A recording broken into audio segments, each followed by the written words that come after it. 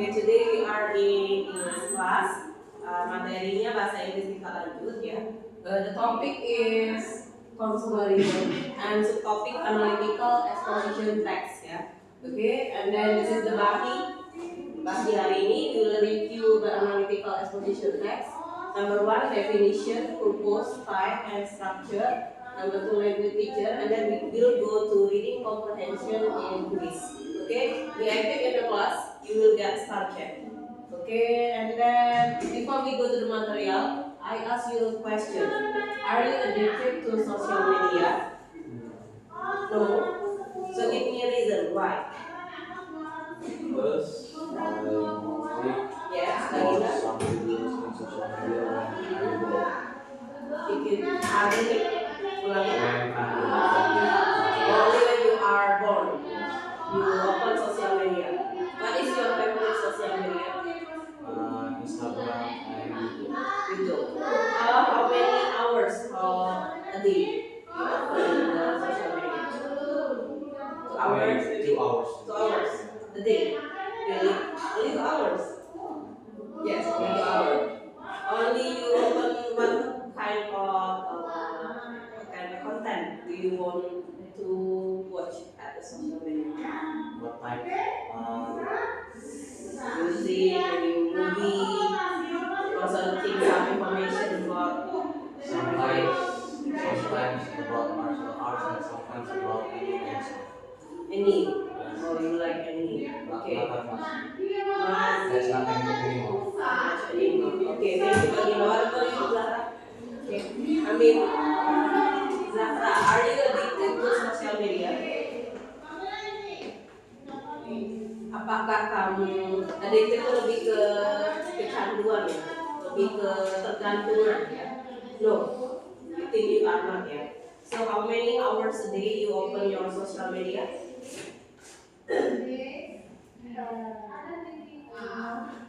More than 2 hours? Lebih dari 2 jam? More than 2 hours. What kind of content do you like to watch? Random. But the most one, yang paling banyak dia apa?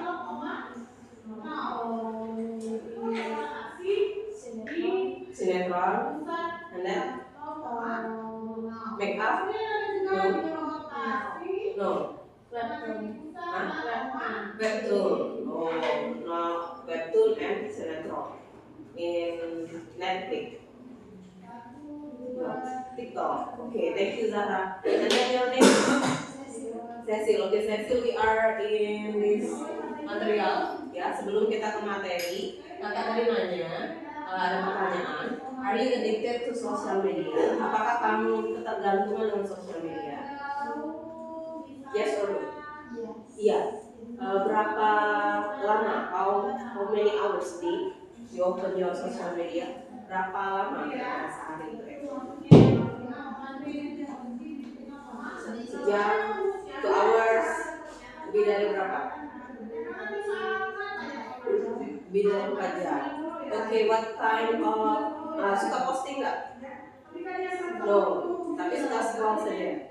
Okay, what kind of content do you like to watch? Game, and then K-pop. Oh, you like K-pop? Yeah. What kind of music K-pop do you like to watch? The name of the group maybe? Oh, Boy Next Door. Okay, thank you, Cecil ya. Okay, all of you have some opinions about social media ya. Jadi nowadays social media itu sudah menjadi part of life ya, bagian dari kehidupan kita. Dan nanti kita akan berdiskusikan tentang addicted to social media ya. Ketergantungan pada sosial media, ke media sosial di bahasa. But before that, I want you to pay attention to this material ya. Yang pertama adalah exposition text. Sudah belajar belum kita minggu kemarin? Sudah, wajib ya. Nah ini di bahasa Inggris kita mengulangi exposition text is a text that present the writer point of view toward the reason. Oke. Dalam bahasa, exposition text adalah teks yang menyajikan sudut pandang penulis terhadap suatu isu, ya.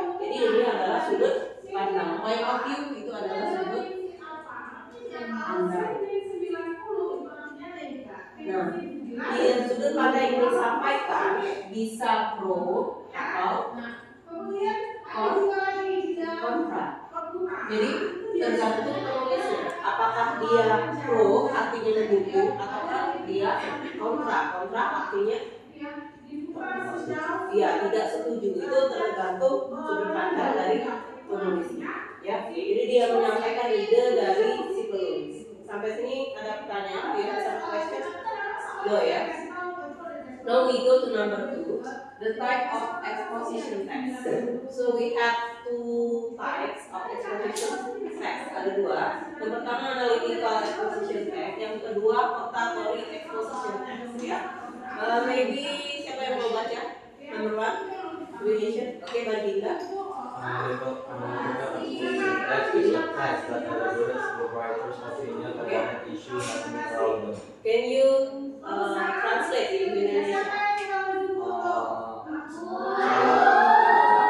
Teks eksposisi adalah sebuah teks yang menjelaskan tentang opini penulis tentang isu-isu yang terjadi di sekitar mereka. Oke, tentang isu-isu yang terjadi di sekitar mereka. Oke, good job Baginda, one star Baginda. Jadi dia hanya menyampaikan atau menjelaskan pandangan penulis terhadap suatu isu yang terjadi di sekitar mereka. Tujuannya adalah untuk convince the reader that the issue is important matter.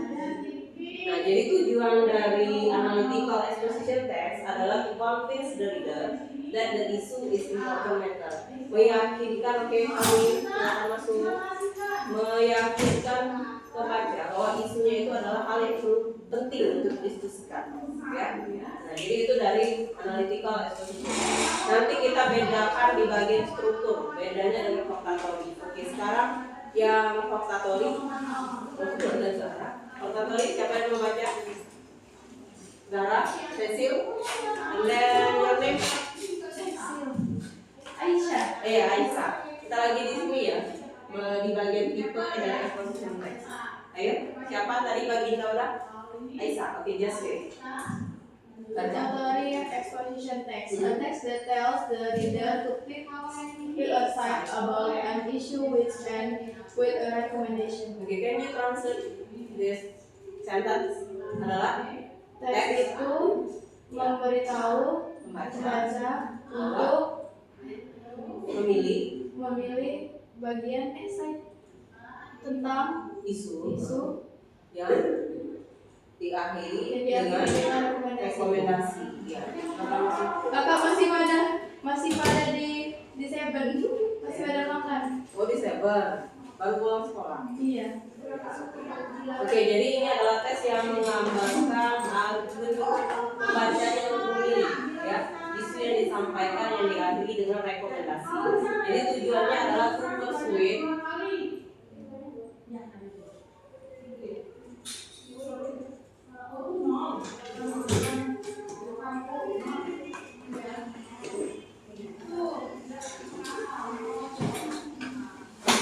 opinion. Jadi tujuannya adalah untuk kalau persuade untuk membujuk, ya. Jadi untuk membujuk pembaca tentang pendapat penulis. Nah, beda nggak kira-kira dengan to convince dengan to persuade? Beda. Bedanya di mana? Mana yang lebih ekstra? Meyakinkan atau membujuk yang lebih ekstra? Meyakinkan. Membujuk. Oke, meyakinkan atau membujuk lebih ekstra kalimatnya. Membujuk, persuade, ya. Contohnya gini, misalnya kalau di bagian convince, guru kalian memberitahukan bahwa kalian akan menghadapi PKA, jadi harus mempersiapkan diri dengan baik. Nah, itu kalau membujuk, ayo misalnya, ayo ikuti bimbingan atau belajar di misalnya di ruang guru untuk mendapatkan nilai PKA yang baik. Nah, itu bedanya membujuk dengan meyakinkan. Bisa membedakan? Beda nggak kira-kira? Satunya hanya meyakinkan dan satunya membujuk. Ya, oke. And then we go to the structure. Bedanya ada di strukturnya. Tesis sama-sama ada tesis. Argumen sama-sama ada argumen. Yang terakhir bedanya di akhir. Ada yang reiteration, ada yang recommendation. Sekarang ke tesis dulu. Tesis apa artinya? Apa? Pengenalan. Oke, di sini ada pengenalan topik, pengenalan isu ya, isu atau pendapat,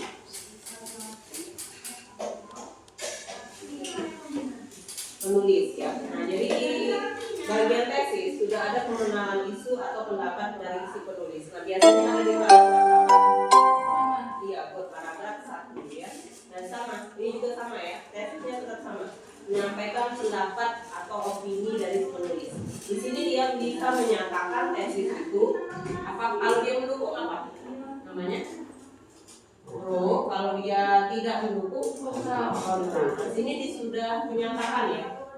Apakah dia mendukung topik atau isu itu, sedangkan kontra berarti dia tidak mendukung terhadap topik yang dibahas. Nah, sudah dinyatakan di sini, biasanya ada di paragraf 1.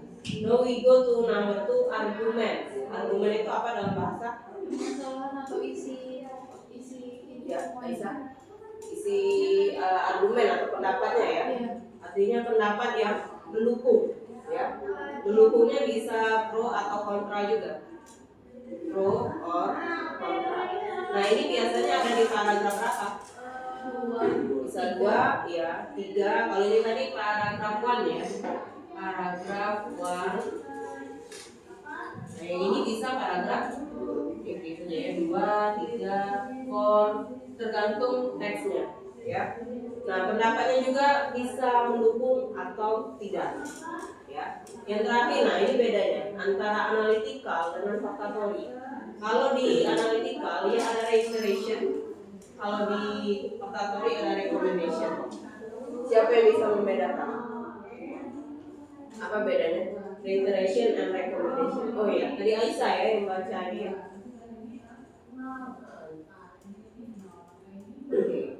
Siapa yang bisa membedakan? What is reiteration and what is recommendation? Di bahasa Inggris wajib kemarin kita sudah membahas sedikit apa beda reiteration dan recommendation. Kaitkan dengan purpose-nya, tujuannya. Ya, ada yang bisa? Yang lain mungkin belum ada start chain-nya.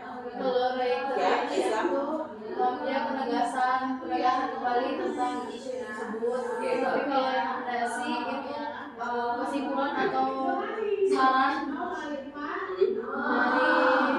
isi teks. Ya, benar ya. Ini adalah pernyataan kembali ya. Pernyataan kembali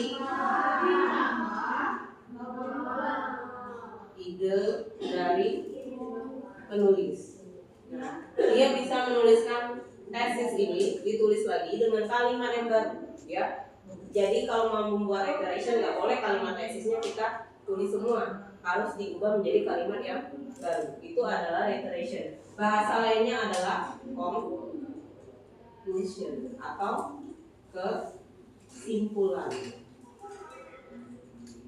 Nah, dia hanya meyakinkan, tujuannya meyakinkan. Jadi restating, memperkuat tesis. Tujuan reiteration adalah memperkuat tesis bahwa misalnya si penulis setuju dengan idenya atau penulisnya kontra dengan idenya. Nah, recommendation tadi apa Aisyah? Tadi udah benar. What is recommendation tadi? Rekomendasi atau keputusan dari pro dan kontra. Atau ya rekomendasi atau saran ya. Nah, saran. Nah, ciri khas lainnya kalian bisa nanti di akhir kalimatnya itu, misalnya di reiteration dia menggunakan kata example ya, in conclusion. Berarti ini adalah teks apa kalau ada seperti ini? Analytical exposition text. Kalau recommendation, misalnya therefore, we should. Nah, ini udah kalimat saran kan? Nah, dia memberikan saran. Misalnya kita harus menjaga kebersihan rumah atau misalnya sarannya kita tidak boleh kecanduan dengan sosial media. Nah, itu bedanya di sini. Bisa membedakan? Bisa ya. Ada pertanyaan? Do you have some question sampai sini? No. Oke. Nanti kita membuat kelompok, kalian berdiskusi tentang analytical exposition text ya. Topiknya ada di sini. Kalau tidak ada kata lanjutan. No question. Zara? No. Ada back? No. No question. Oke, we go to. Oke, sebelum ke language feature, kakak tanya. Bedanya dengan discussion text apa? Analytical exposition text, oratory exposition text, bedanya dengan discussion apa? Ada yang tahu? Beda exposition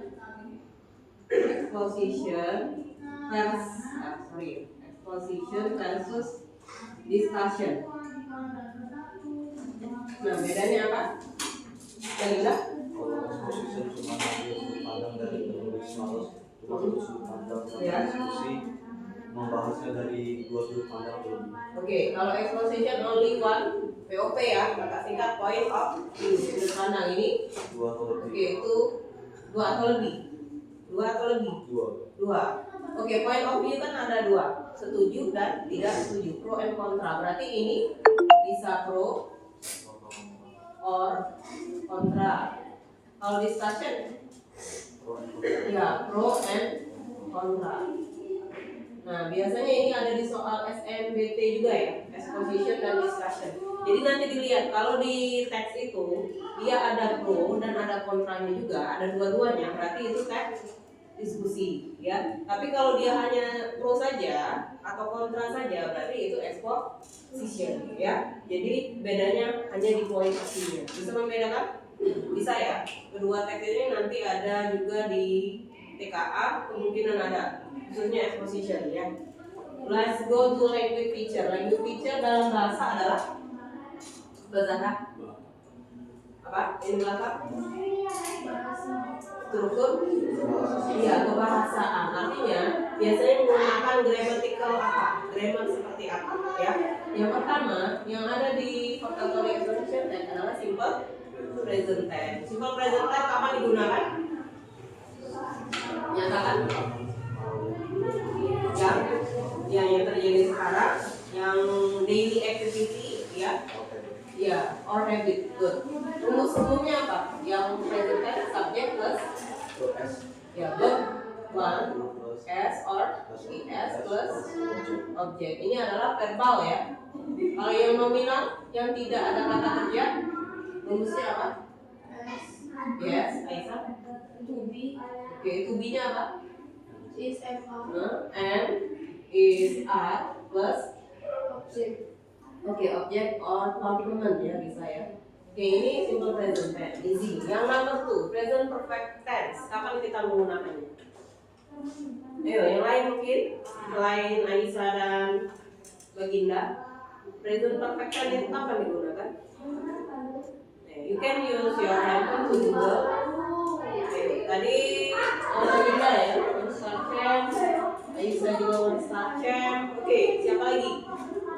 Ayo, what is present perfect tense for? Untuk apa, digunakan kapan, dan rumus yang umumnya, rumus positifnya apa?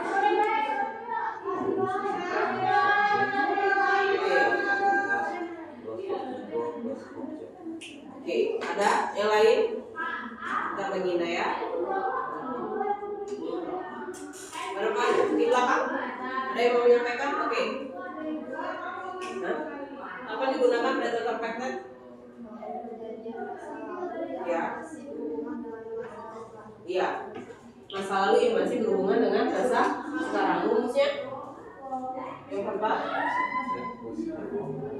subjek plus have s plus beberapa verb 3. Oke. Kalau yang nominal nggak ada kata kerja, use apa? Subjek have or has plus apa? Been plus objek. Nah, bedanya di situ saja ya. Artinya dalam bahasa biasanya kita menggunakan mengartikannya has ini apa? Dalam bahasa punya. Misalnya I have gone to Jakarta 5 months ago. Saya sudah ya. Ya, sudah atau pernah. Nah, dalam bahasa artinya sudah atau pernah. Oke, good. Cecil ya tadi. Cecil spelling Huruf namanya apa sih? C. Okay, one stop check. And then, okay, present perfect tense sudah finish. We go to connected word. Dalam bahasa apa artinya connected? Ya, kata